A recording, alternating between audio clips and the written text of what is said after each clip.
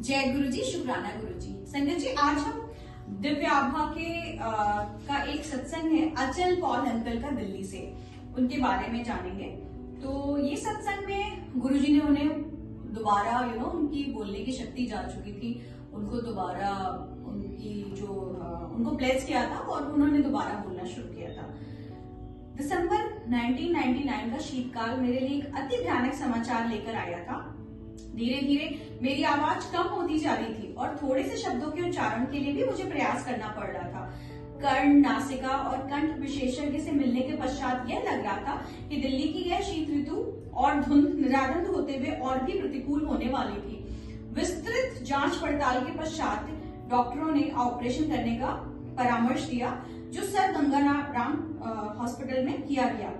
मेरी बायोप्सी का परिणाम आने पर हमारी आशंका की पुष्टि हो गई। कंठ में मेरी सूजन असाध्य प्राण घातक कैंसर रोग बन चुका था। जब मेरी वाणी विकृत होने लगी, उसके मात्र 2 मास पश्चात मैं जैसे नर्क में पहुंच गया और इसका कारण समझ पाने में असमर्थ था।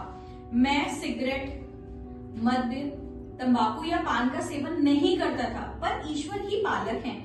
अपने ऑपरेशन के पश्चात 3 सप्ताह के विश्राम काल में, जिसमें मुझे कुछ भी बोलने की मनाही थी, मैं गुरुजी की शरण में रहा।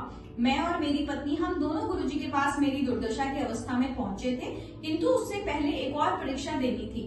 चिकित्सालय से आने के बाद 5वें दिन मुझ में गुरुजी के पास जाने की अटूट अभिलाषा जागृत हुई। संयोग से उस दिन अत्यधिक वर्षा हो रही थी। मेरे परिवार के सदस्यों ने मुझे किसी और दिन जाने की सलाह दी, पर मैं नहीं माना। मेरा मन पक्का हो चुका था। मेरे अंदर उसी दिन जाने की आवाज उठ रही थी। एम्पायर स्टेट से गुरुजी के स्थान तक चलते हुए एक अद्भुत सुख का आभास हुआ। गुरुजी अपने रंगीन लंबे लबादे में अपने स्थान पर आसीन थे। हमारा परिचय करवाकर हमें राजसिक रक्तिम कालीन पर आसन ग्रहण करने को कहा गया। गुरबानी के पवित्र शब्द वातावरण में रस घोलकर रसे और मधुमेह कर रहे थे। एक स्नेहमय किंतु ओजस्वी ऊर्जा पूरे कमरे में फैली हुई थी। कुछ समय पश्चात चाय प्रसाद वितरित हुआ। उसके एकदम बाद गुरुजी ने हमें बुलाया और मेरी घबराई हुई पत्नी को कहा, जा तेरे हस्बैंड को 50% ठीक कर दिता, टेस्ट फिर करा ले। उस समय यह विश्वास करना सरल नहीं था कि असाध्य रोग ठीक हो गया, पर हमने गुरुजी की सलाह मानी। बायोप्सी की शेष 4 स्लाइड में 2 एम्स में दे दी और 2 मुंबई स्थित टाटा संस्थान में भेजी। 1 सप्ताह पश्चात परिणाम आने पर हम पुनः एम्पायर स्टेट पहुंचे। हमारे प्रवेश करते ही गुरुजी मुस्कुराए और बोले, क्यों डॉक्टर कंफ्यूज हो गए? यह तथ्य था। दोनों संस्थानों से आए निष्कर्षों ने मुझे स्वस्थ घोषित कर दिया था। प्रथम चमत्कार हो चुका था। उसके पश्चात डॉक्टरों ने रोग लक्षण प्रयोगशाला के निर्णयों की अवहेलना ना कर उपचार पूरा करने को कहा। मैंने निश्चित कर लिया था कि अब कोई भी उपचार गुरुजी के कथनानुसार ही होगा। आगे यह हुआ कि गुरुजी ने मुझे मिर्चों से भरा हुआ लंगर खाने को कहा। चिकित्सकों के अनुसार मुझे केवल उबला हुआ खाने के निर्देश दिए गए थे। मिर्चें तो बिल्कुल निषिद्ध थी। गुरुजी ने मुझसे उच्चारण भी करवाया और घोषित कर दिया कि मैं पूर्णतया स्वस्थ हूँ।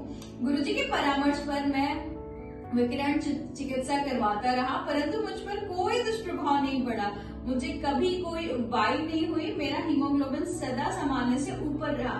एकमात्र औषधि, यदि इसे ऐसा कह सके, तो गुरुजी द्वारा अभिमंत्रित ताम्र लोटे में जल भरकर पीने की रही। इस क्रिया में पूरी रात्रि जल भर कर रखने के पश्चात प्रातःकाल आधा पीकर शेष से स्नान करना था। इस अति साधारण क्रिया पद्धति से मैं पूर्णतः स्वस्थ हो गया।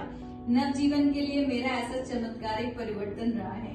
यह सिद्ध करने के लिए मेरी 2 बेटियां और पत्नी है। धन्य है गुरुजी। जय गुरुजी, शुक्राना गुरुजी, अनंतम अनंतम गुरुजी का शुक्राना।